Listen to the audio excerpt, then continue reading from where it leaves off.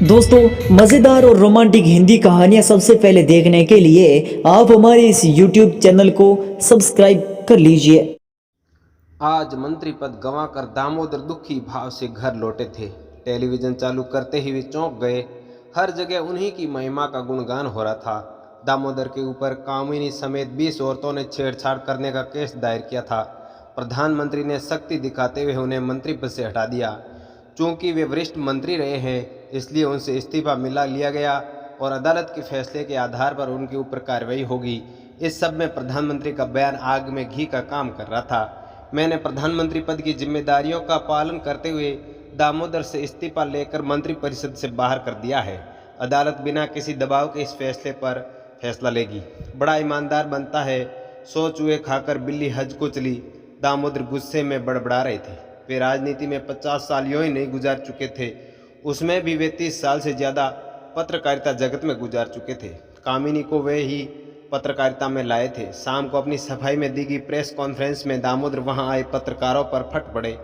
मैं खुद पत्रकार के रूप में सालों से आपके साथ रहा हूं और काम कर रहा हूं। इन आरोपों में कोई दम नहीं है, पर पत्रकार के रूप में आप सब जांच में सहयोग दें और सच को छापें। मैंने भी मंत्री पद से इसलिए इस्तीफा दिया क्योंकि न्यायपालिका में मेरा पूरा विश्वास है कि वह सही जांच करेगी। दूसरी बात यह है कि जिस दिन की बात कामिनी बता रही है, उस दौरान मैं प्रधानमंत्री जी के साथ श्रीलंका दौरे को कवर करने वहां गया था और एक वक्त में 2 जगह नहीं रह सकता। फिर कामिनी ने आप पर भरोसा आरोप क्यों लगाया? एक पत्रकार का यह सवाल था। आरोप तो कोई भी किसी पर लगा सकता है। मेरे इतने साल के पत्रकारिता और राजनीति के करियर में जब कोई गलती नहीं दिखाई दी तो मेरा सीधा चरित्र हनन कर डाला। दामोदर मानो सफाई देते हुए बोले। मीटिंग खत्म करके वे कमरे में लौटे तो उनका कामिनी की पुरानी बातों और यादों पर ध्यान चला गया। कामिनी, आप क्या लिखती हैं? दामोदर उसकी रचनाओं और बायोडाटा को देखते हुए बोले थे। कुछ नहीं, बस आज से जुड़े विषय पर छिटपुट रचनाएं लिखी है। अभी तुरंत कुछ लिख कर दीजिए। दामोदर 4 पेज देते हुए बोले थे। कामिनी ने थोड़ी ही देर में एक ज्वलंत विषय पर रचना लिख कर दे दी।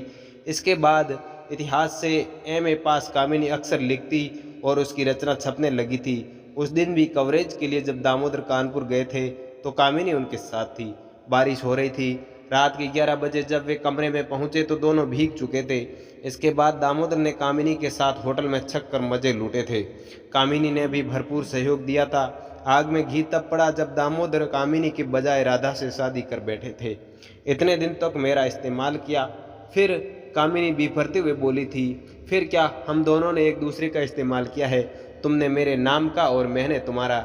यह दुनिया ऐसे ही कारोबार पर चलती है। दामोदर सपाट लहजे में बोले थे। मैं आपको बदनाम कर दूंगी। आखिर उस राधा ने किया क्या है आपको? कामिनी गुस्से में बड़बड़ा रही थी। तुम खुद टूट जाओगी। दूसरी बात यह कि मैंने मंत्री की बेटी से शादी की है तो अब सब अपने आप मिल जाएगा। दामोदर सफाई देते हुए बोले थे। फिर धीरे धीरे दोनों दूर हो गए। दामोदर ने सालों से कामिनी का चेहरा नहीं देखा था। इतने सालों के बाद वह न जाने कहां से टपक पड़ी थी। अगर कामिनी ने अदालत में सबूत पेश कर दिया तो उन्हें जेल होगी और हर्जाना भी देना पड़ेगा। सांसद की कुर्सी भी छिन जाएगी। क्या करूं? दामोदर सोच कर रहे थे। उन्हें जगह याद आया। वे जग्गा के पास खुद पहुंचे थे। आप जाइए, मैं इसका इलाज कर देता हूं। आप बस 20 औरतों के लिए 25 लाख रुपए का इंतजाम कर दें। वह शराब पीता हुआ बोला। पैसा कल तक पहुंच जाएगा, तुम काम शुरू कर दो। दामोदर हामी भरते हुए बोले। अगले दिन दोपहर के 12 बजे प्रेस कॉन्फ्रेंस कर सभी 20 औरतों ने नाम समेत माफ़ी मांगी और आरोप वापस ले लिया। अब तो दामोदर मंत्री पद पर दोबारा आ गए। इस मसले पर जब उनसे पूछा गया तो वे झट से बोल उठे, यह सब मेरी बहन जैसी है। मैं तो उनसे कभी मिला ही नहीं, उन्हें जानता तक नहीं। बस राजनीतिक फायदे के लिए इस्तेमाल की गई मुहरें थी। मुझे साजिश करने वाला चाहिए, मुहरें नहीं। मगर वह सब औरतें कहाँ गई? एक पत्रकार ने पूछा। यह सवाल आप उनसे पूछिए जिन्होंने मुझ पर ऐसा घिनौना आरोप लगवाया है। वह तो भला हो उन बहनों का जिनका जमीर जाग गया और आज मैं आपके सामने हूँ। मेरे सामने खुदकुशी के सिवाय कोई रास्ता नहीं था। घड़ियाले आंसू बहाते दामोदर के जवाब ने सबको चुप कर दिया था। दामोदर दोबारा सही हो गए तो झट रात में जग्गा को फ़ोन लगाया। आप चिंता मत करो, सारा काम ठीक से हो गया है, जग्गा ने कहा। फिर भी कहीं कुछ दामोदर थोड़े शंकित थे। कोई अगर मगर नहीं, जग्गा पूरे पैसे लेकर आधा काम नहीं करता। अब दामोदर ने चैन की सांस ली। अब वे कभी ऐसा कुछ नहीं करेंगे। ऐसा सोचकर वे हल्का महसूस करने लगे और धीरे धीरे नींद के आगोश में चले गए।